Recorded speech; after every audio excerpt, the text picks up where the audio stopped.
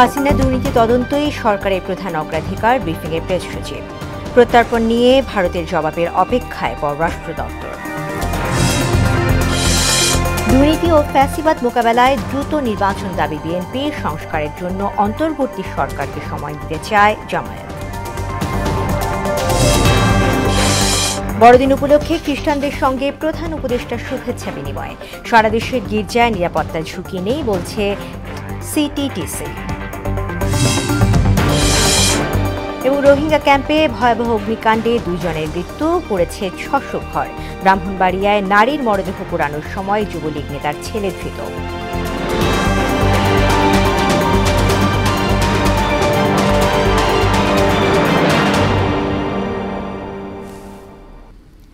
আসসালামু আলাইকুম, মোহনের সংবাদে সবাইকে স্বাগত। শুনছিলেন শিরোনাম, সঙ্গে আছি তাসমিয়া জারিন। এবারে বিস্তারিত।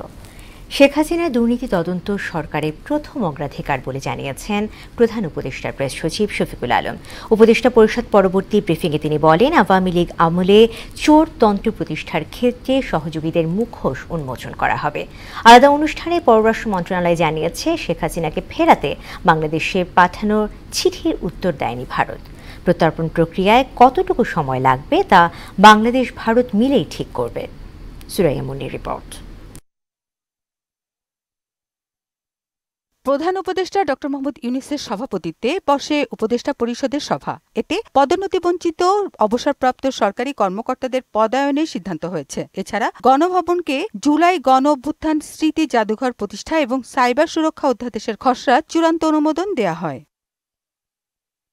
পরে ব্রিফিংয়ে বৈঠকের সিদ্ধান্তের বিষয়ে জানান প্রধান উপদেষ্টার প্রেস সচিব শফিকুল আলম। গণভবনের জুলাই গণ অভ্যুত্থানের স্মৃতি অধিকার প্রতিষ্ঠা, এটা নিয়েও একটা ডিসিশন এসছে এবং সাইবার সুরক্ষা অধ্যাদেশ 2024-এর খসড়া চূড়ান্ত অনুমোদিত হয়েছে। তিনি বলেন, দ্রুত সময়ের মধ্যে শেখ হাসিনাকে বিচারের মুখোমুখি করা হবে। অগ্রাধিকার দিয়ে তার দুর্নীতির তদন্ত করবে সরকার। লিগ্যাল প্রসেস যতটুকু সম্ভব আমরা সেই অনুযায়ী কাজ করছি। শেখ হাসিনার এক্সট্রাডিশন চাই, শেখ হাসিনা বিচারের সম্মুখীন হবেন। তার বিষয়ে আপনারা দেখেছেন, তার আমরা দেখেছি যে তার ক্রাইমগুলো ভয়াবহ।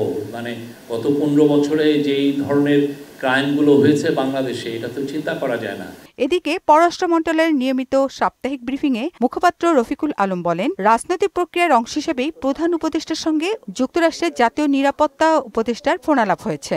রাজনৈতিক নেতৃত্বের মধ্যে নিয়মিত যোগাযোগ রাজনৈতিক প্রক্রিয়ারই একটি অংশ, তো এখানে টেলিফোনের যোগাযোগ হতেই পারে। শেখ হাসিনাকে দেশে ফেরাতে ঢাকার উদ্বেগ প্রসঙ্গে তিনি বলেন, দিল্লিকে দেয়া চিঠির জবাব এখনো পাওয়া যায়নি। প্রত্যর্পণে কতটুকু সময় লাগবে তা দুদেশ মিলেই ঠিক করা হবে। ভারত সরকারের পক্ষ থেকে উত্তর আসার জন্য আমাদেরকে অপেক্ষা করতে হবে।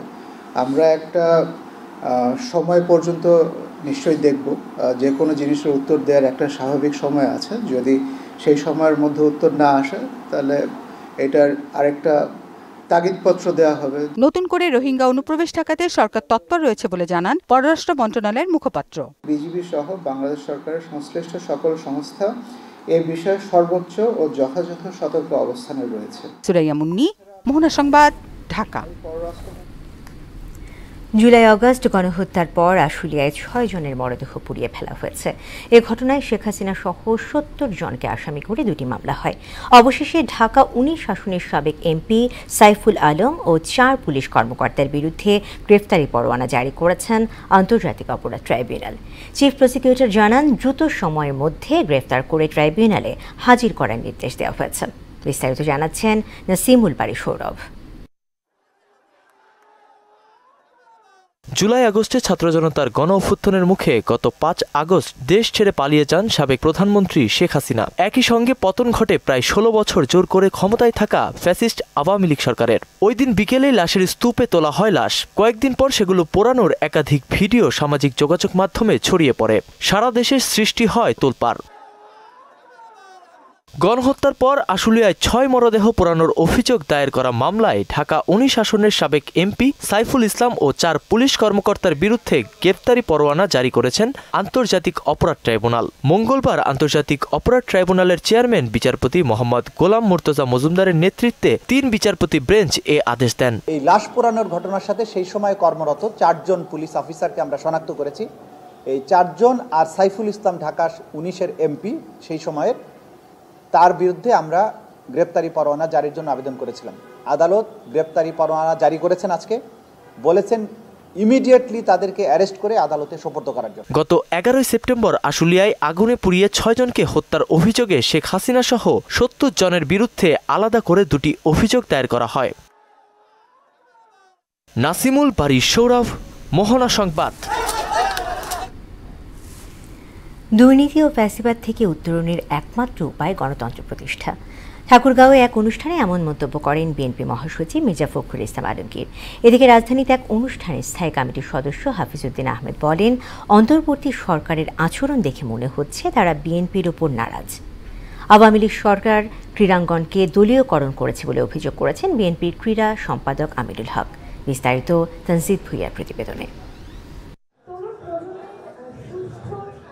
দেশীয় ফুটবলকে উজ্জীবিত করতে আয়োজন করা হচ্ছে জিয়া আন্তঃ থানা ফুটবল টুর্নামেন্ট। মহানগর উত্তরের 26টি থানা নিয়ে ট্রফি ও জার্সি উন্মোচন অনুষ্ঠান আয়োজন করা হয় রাজধানীর লেকশোর হোটেলে। অনুষ্ঠানে উপস্থিত ছিলেন বিএনপির কেন্দ্রীয় নেতারা। এতে বক্তব্য রাখেন ভারপ্রাপ্ত চেয়ারম্যান তারেক রহমানের উপদেষ্টা মাহাদি আমিন সহ মহানগর উত্তর বিএনপির বিভিন্ন পর্যায়ের নেতা। তারা বলেন, দেশকে এগিয়ে নিতে হলে অচিরেই সুষ্ঠু নির্বাচনের বিকল্প নেই। সবাইকে সম্পৃক্ত করে আমরা সুন্দর একটা খেলার আয়োজন করতে চাই। ক্রিকেটের জন্য মাঠের ব্যবস্থা করতে পারবো এবং তাদের বিকাশের জন্য ব্যায়ামাগার বা জিম সহ একটা সিভিল সেন্টার তৈরি করব। অর্থাৎ প্রত্যেকটা থানায় আমাদের সৃজনশীলতা বিকাশের জন্য, ক্রীড়ার বিকাশের জন্য আমরা আলাদা করে একটা সেন্টার গড়ে তুলব। শুধু ক্ষমতাকে চিরস্থায়ী করতে রাষ্ট্রের সব খাতকে আওয়ামী লীগ ধ্বংস করেছে বলে অভিযোগ করেছেন ঢাকা মহানগর উত্তর বিএনপির আহ্বায়ক আমিনুল হক। স্বৈরাচার শেখ হাসিনার সরকার প্রত্যেকটি সেক্টরে যেভাবে দলীয়করণ, রাজনৈতিকরণ করেছে, ক্রীড়াঙ্গনও এর থেকে মুক্ত ছিল না। পুলিশ প্রশাসন বলেন, রাষ্ট্রীয় যে যন্ত্রগুলো রয়েছে, রাষ্ট্রীয় যে প্রতিষ্ঠানগুলো রয়েছে, সেই সব জায়গাতে এখনো আওয়ামী প্রেতাত্মারা বসে আছে। বিএনপি রাষ্ট্র ক্ষমতায় আসলে ক্রীড়াঙ্গনকে রাজনীতি মুক্ত করার আশ্বাস দিয়ে স্থায়ী কমিটির সদস্য মেজর হাফিজ বলেন, বিএনপি জয়ী হবে বলেই নির্বাচন দিতে দেরি করছে অন্তর্বর্তী সরকার। পাকিস্তানি আমলে স্পোর্টসে তারা খুব সিনসিয়ার ছিল এবং রাজনীতিকে স্পোর্টসের মধ্যে ঢুকতে দেয়নি। যারা ক্রীড়া সংগঠক তারাই খেলাধুলা চালাতেন। ক্রীড়া সাংস্কৃতিক জগতে সুবাতাস বইবে, এটাই বিএনপি আগামী দিনে প্রমাণ করতে চায়।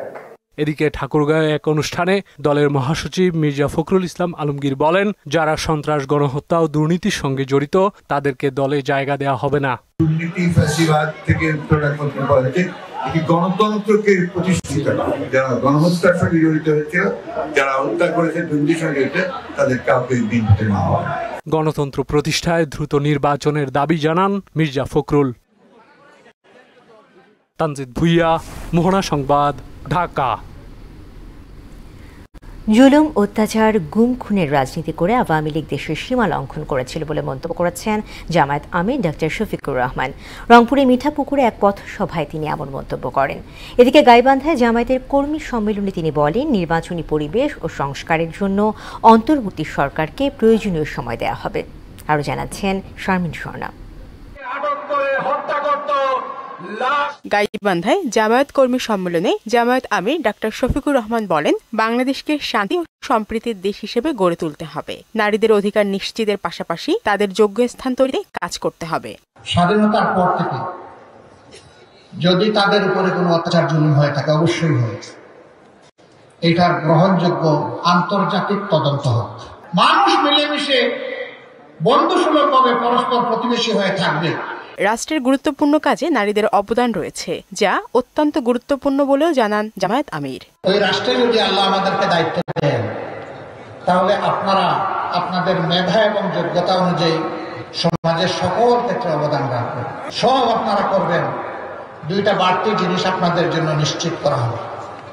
একটা আপনাদের মায়ের মর্যাদা, আর একটা আপনাদের সিকিউরিটি, নিরাপত্তা। এদিকে রংপুরের মিঠাপুকুরে এক অনুষ্ঠানে জামায়াত আমির বলেন, আওয়ামী লীগ সবচেয়ে বেশি জুলুম করেছিল জামায়াতে ইসলামের উপর। ক্ষমতায় থেকে দেশের মালিক সেজেছিল। যারা ক্ষমতায় ছিলেন তারা দেশের মালিক হয়ে বসেছিলেন, আর আমাদের সবাইকে তারা ভাড়াটিয়া গণ্য করতেন।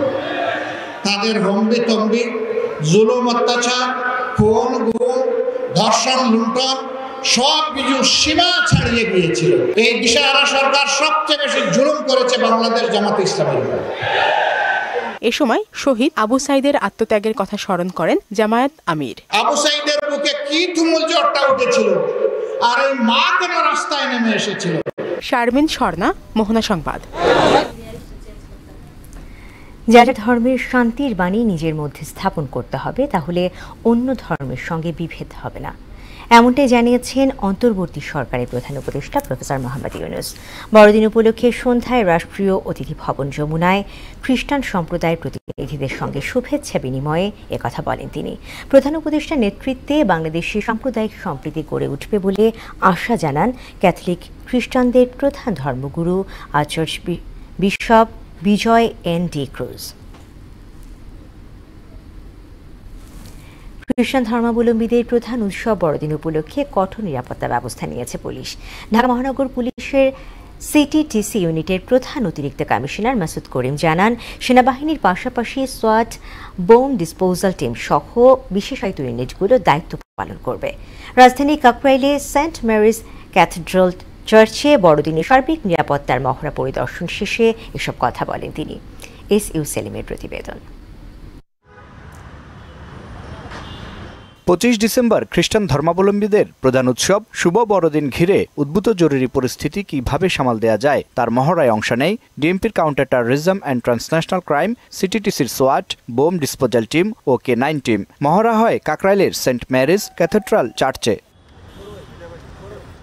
আয়োজন পরিদর্শন করে বড়দিন উপলক্ষে ডিএমপির ন্যায় নিরাপত্তা ব্যবস্থার কথা তুলে ধরেন সিটিটিসির ইউনিটের প্রধান অতিরিক্ত কমিশনার মাসুদ করিম। বলেন, কোনো ধরনের হুমকি না থাকলেও উৎসবকে নির্বিঘ্ন করতে প্রয়োজনীয় পদক্ষেপ নেওয়া হয়েছে। আমাদের থানা পুলিশের পাশাপাশি সোয়াট টিম, আমাদের বোম ডিসপোজাল ইউনিট সহ স্পেশালাইজড ইউনিটগুলো এই কাজে এগিয়ে আসছে এবং আমরা আশা করি এই বড়দিন উপলক্ষে আমাদের যে খ্রিস্টান সম্প্রদায়ের সমূহ আনন্দ উদযাপনের সহিত এবং নির্বিঘ্নে তাদের ধর্মীয় উৎসব পালন করতে সক্ষম হবেন। নগরের প্রতিটি চার্চে সাদা পোশাকে ও ইউনিফর্মে পর্যাপ্ত পুলিশ মোতায়েনের কথাও জানান তিনি। ঢাকা শহরের যে অঞ্চলগুলোতে এই উদযাপনগুলো বেশি হয়ে থাকে সেখানে আমরা বাড়তি নিরাপত্তা নিয়েছি। আমরা চাই যে আনন্দঘন পরিবেশে নগরবাসী যেন তাদের এই উদযাপনগুলো করতে পারে। নিরাপত্তা ব্যবস্থা নিয়ে সন্তোষ জানান সেন্ট মেরিজ ক্যাথেড্রাল চার্চ কর্তৃপক্ষ। খুবই আনন্দের সাথে বলছি যে সুন্দর নিরাপত্তার ব্যবস্থা করা হয়েছে। এস.ইউ. সেলিম, মোহনা সংবাদ, ঢাকা। বড়দিন উৎসবের খবর জানাতে রাজধানীর হলি রোজারি চার্চ থেকে যুক্ত হচ্ছেন সহকর্মী মেজবা রহমান। মেজবা, বড়দিন ঘিরে গির্জাগুলোতে কেমন প্রস্তুতি নেওয়া হয়েছে একটু আমাদের জানাবেন।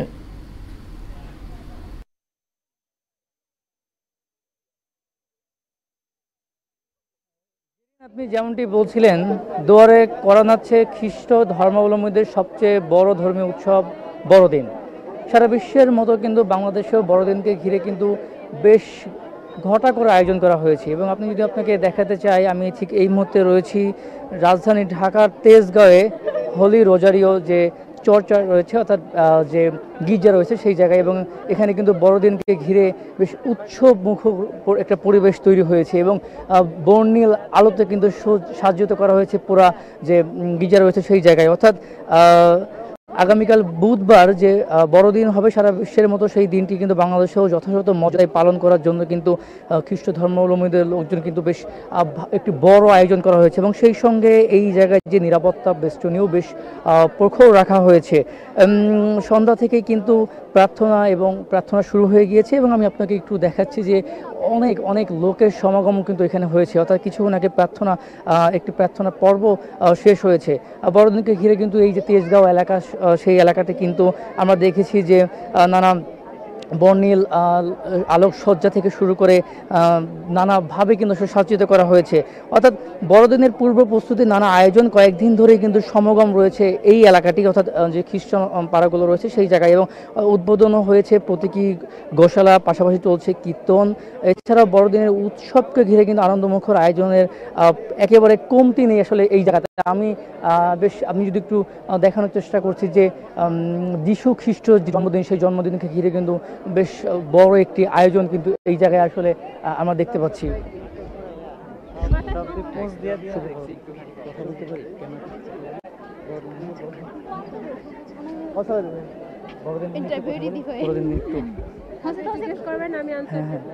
আচ্ছা, আমি একটু কথা বলার চেষ্টা করব যে বড়দিন কিন্তু আমরা হচ্ছে বড়দিন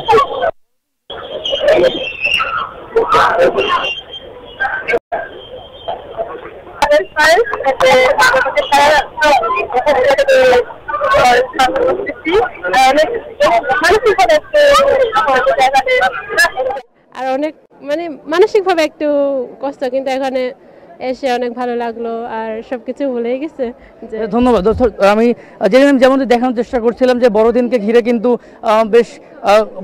বেশ কঠোর কিন্তু বেশ ভালো একটি জাঁকজমকপূর্ণ আয়োজন, এবং সেই সঙ্গে আমি একটু জানতে চাই যে রাজধানীর যে 5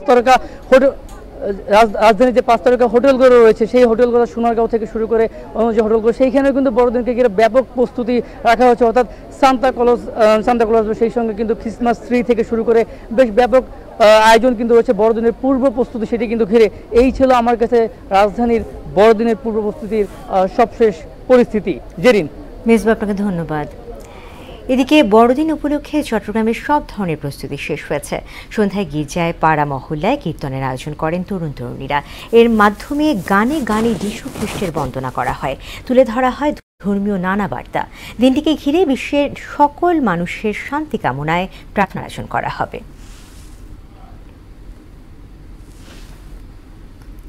খ্রিস্ট ধর্মাবলম্বীদের প্রধান উৎসব বড়দিন উপলক্ষে নিরাপত্তা ব্যবস্থা নিয়েছে চট্টগ্রাম পুলিশ প্রশাসন। এ বিষয়ে জানাতে সরাসরি যুক্ত হচ্ছেন সহকর্মী আফসানা নূর।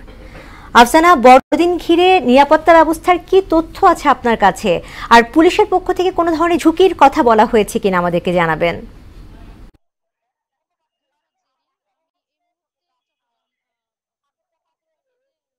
এখানে খ্রিস্টানদের বড় ধর্মীয় যে উৎসব, ওই উৎসবকে ঘিরে খুব আনন্দমুখর পরিবেশে কিন্তু তারা প্রস্তুতি নিয়েছেন, এবং আস্তে আস্তে সবাই ধীরে ধীরে কিন্তু সব ধর্মীয় যে যারা আছেন তারা আস্তে আস্তে উৎসবমুখর পরিবেশটা তৈরি করছেন।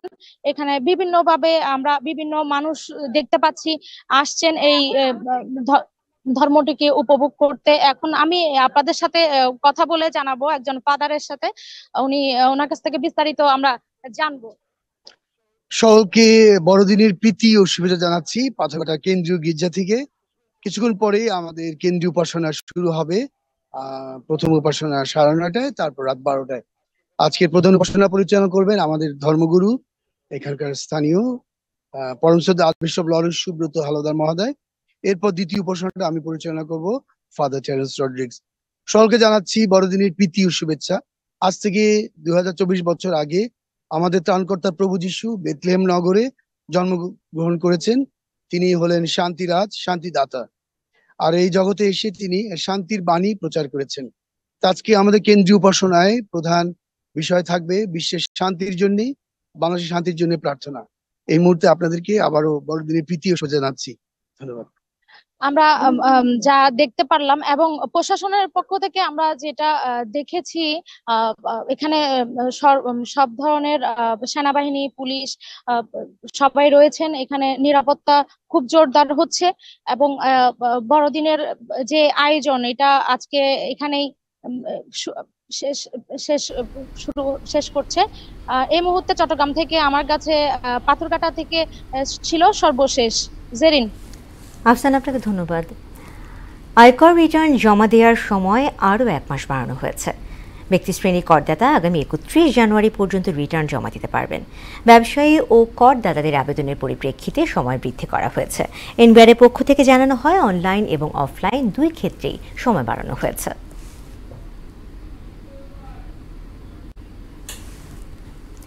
কক্সবাজারের উখিয়ায় রোহিঙ্গা ক্যাম্পে ভয়াবহ অগ্নিকাণ্ডে শিশুসহ 2 জনের মৃত্যু হয়েছে।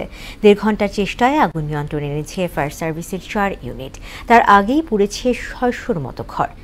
দুপুর 12টার দিকে লম্বাসিয়া ক্যাম্প সি ব্লকে আগুনের সূত্রপাত হয় বলে জানিয়েছেন উখিয়া থানার ভারপ্রাপ্ত কর্মকর্তা আরিফ হোসাইন। আমরা এখানে অনুসন্ধান করে যতটুকু জানতে পেরেছি যে আগুন লাগার কারণটা ছিল এটা রান্নার চুলা থেকে 546টা ঘর জ্বলে গেছে বলে আমরা জানতে পারি, এবং আরো কিছু ঘর আশেপাশে ভেঙে গেছে। আমরা এখন পর্যন্ত যতটুকু জানতে পেরেছি যে 2 জন মৃত ব্যক্তি পাওয়া গেছে, একজনের বয়স হচ্ছে 6 বছর, একজন 63 বছর। ব্রাহ্মণবাড়িয়া আখাউড়ায় গর্ত খুঁড়ে তার মধ্যে রেখে একজনকে পুড়িয়ে ফেলা হয়েছে। মরদেহর হাতে ছুরি থাকায় দেহটি কোনো নারীর বলে ধারণা করা হচ্ছে। সকালে উপজেলার গাজীর বাজার এলাকায় এ ঘটনায় ফারহান রনি নামে এক যুবককে গ্রেফতার করেছে পুলিশ। ওই যুবক উপজেলার দক্ষিণ ইউনিয়ন যুবলীগের সাধারণ সম্পাদক শাহনেওয়াজ ভূঁইয়ার ছেলে। সে এলাকার চিহ্নিত মাদক ব্যবসায়ী হিসেবে পরিচিত। পুলিশের ধারণা জোর করে ধর্ষণে ব্যর্থ হয়ে হত্যা করা হয় ওই নারীকে। হযরত শাহজালাল আন্তর্জাতিক বিমানবন্দরে এয়ারপোর্ট ইমার্জেন্সি এক্সারসাইজ 2024 অনুষ্ঠিত হয়েছে। এ সময় বিমানবন্দরের নিরাপত্তা নিশ্চিত করতে বিশেষ মহড়া প্রদর্শন করা হয়। অনুষ্ঠানে Bebichak chairman air vice marshal Mohammad Manzur Kabir Bhuiyan মহড়ায় অংশগ্রহণকারী সবাইকে ধন্যবাদ জানিয়ে দেশের স্বার্থে যার যার জায়গা থেকে সকলকে একসাথে কাজ করার আহ্বান জানান। রাজবাড়ীর কালুখালী উপজেলার রতনদিয়া বাজারে শাখা খুলেছে এনআরবিসি ব্যাংক। 108তম শাখাটির উদ্বোধন করেছেন প্রতিষ্ঠানটির শেয়ার হোল্ডার আক্তারুল ইসলাম বাচ্চু। তিনি বলেন, এই অঞ্চলের শিল্পের উন্নয়ন আর কর্মসংস্থান তৈরিতে এনআরবিসি ব্যাংক পৃষ্ঠপোষকতা করবে। আর্থসামাজিক উন্নয়নেও পাশে থাকবে প্রতিষ্ঠানটি। অনুষ্ঠানে রাজবাড়ী জেলা বিএনপির সাবেক সিনিয়র সহসভাপতি আব্দুর রাজ্জাক খান, বিশিষ্ট ব্যবসায়ী ওয়াজেদ আলী বিশ্বাস, রতনদিয়া ইউনিয়ন পরিষদের সাবেক চেয়ারম্যান আবুল কাশেম মণ্ডল উপস্থিত ছিলেন। কক্সবাজারে অনুষ্ঠিত হল ওয়েলটন ও সেফ ইলেকট্রিক্যাল অ্যাপ্লায়েন্সের বার্ষিক ডিস্ট্রিবিউটর সম্মেলন। 22 ও 23 ডিসেম্বর অনুষ্ঠিত দুটি সম্মেলনে সারা দেশ থেকে দুটি প্রতিষ্ঠানের সহস্রাধিক ডিস্ট্রিবিউটর, বিক্রয় প্রতিনিধি ও ঊর্ধ্বতন কর্মকর্তারা অংশ নেন। রোববার কক্সবাজারের ইনানীতে হোটেল সি পার্ল এর সামনে ওয়েলটনের সম্মেলন আয়োজন করা হয়। আজ একই স্থানে বসে সেফ ইলেকট্রিক্যাল অ্যাপ্লায়েন্স অনুষ্ঠান। সম্মেলনের দুটি উদ্বোধন করেন ওয়েলটনের চেয়ারম্যান SM শামসুল আলম এবং ব্যবস্থাপনা পরিচালক SM মাহবুবুল আলম। দেশের বাইরের খবর। ইসরায়েলি বর্বরতায় গাজায় আরও 58 নিহত এবং 84 ফিলিস্তিনি আহত হয়েছেন। এ নিয়ে প্রাণহানি 45,300 আর আহতের সংখ্যা দাঁড়িয়েছে 1,07,700। তবে উপত্যকাটির মন্ত্রণালয়ের দাবি, প্রয়োজনীয় সরঞ্জাম ও জনবলের অভাবে অনেকের মরদেহ উদ্ধার করা সম্ভব হয়নি। ফলে নিহত ও আহতের প্রকৃত সংখ্যা আরও অনেক বেশি। জাতিসংঘের তথ্য মতে 20 লাখেরও বেশি বাসিন্দা বাস্তুচ্যুত হয়েছেন, যা উপত্যকাটির মোট জনসংখ্যার 85%।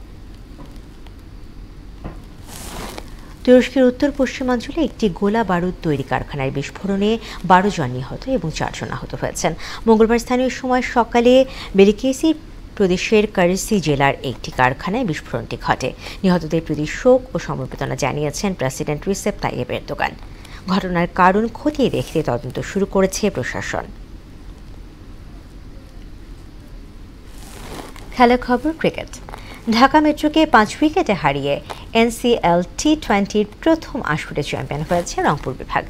সিলেট আন্তর্জাতিক স্টেডিয়ামে টসে ব্যাট করতে নেমে মুকিদুল ইসলাম মুগ্ধ এবং আলাউদ্দিন বাবুর বোলিং তোপে 16.3 ওভারে মাত্র 62 রানে গুটিয়ে যায় ঢাকা মেট্রো। মুগ্ধ আলাউদ্দিন 3টি করে উইকেট নেন। এছাড়া একটি করে উইকেট পান রবিউল, রিজওয়ান ও আরিফ। জবাবে 11.2 ওভারে 5 উইকেট হারিয়ে শিরোপা জয়ের উৎসবে মাতে রংপুর। ম্যাচ সেরা হয়েছেন মুকিদুল ইসলাম মুগ্ধ।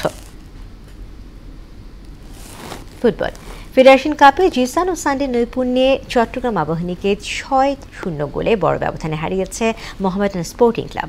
বসুন্ধরা কিংস আরেনায় বি গ্রুপের ম্যাচে মোহামেডানের হয়ে ইমানুয়েল সানডের দলকে এগিয়ে নেয়ার পর ব্যবধান দ্বিগুণ করেন সুলেমানে দিওবাতে। আর দ্বিতীয়ার্ধে আরিফ, জিসান, সৌরভ, দেওয়ান এবং জুয়েল মিয়া ব্যবধান আরও বাড়ান। এদিকে বি গ্রুপের অন্য ম্যাচে ময়মনসিংহের রফিকুদ্দিন ভুইয়া স্টেডিয়ামে ফকিরপুলের বিপক্ষে একই ব্যবধানে জয় পেয়েছে রহমতগঞ্জ। এতে টানা 2 জয়ে 6 পয়েন্ট নিয়ে টেবিলের শীর্ষে আছে তারা। শেষ করব মোহনা সংবাদ, যাবার আগে শিরোনামগুলো আরও একবার।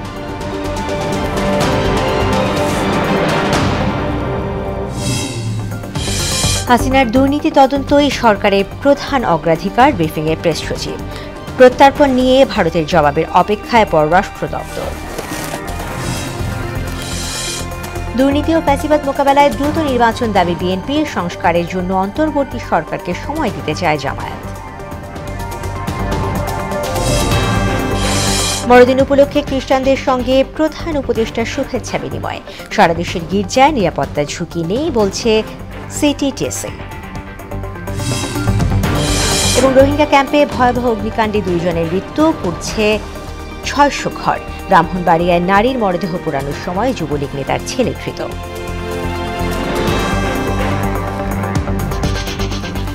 দর্শক, এই ছিল মোহনা সংবাদে। পরবর্তী সংবাদ রাত 12:30টায়। এছাড়া মোহনার সবশেষ খবর জানতে ভিজিট করুন www.mohana.tv। সংবাদ দেখতে পারেন আমাদের ফেসবুক পেজ ও ইউটিউবেও। এতক্ষণ সঙ্গে থাকার জন্য ধন্যবাদ।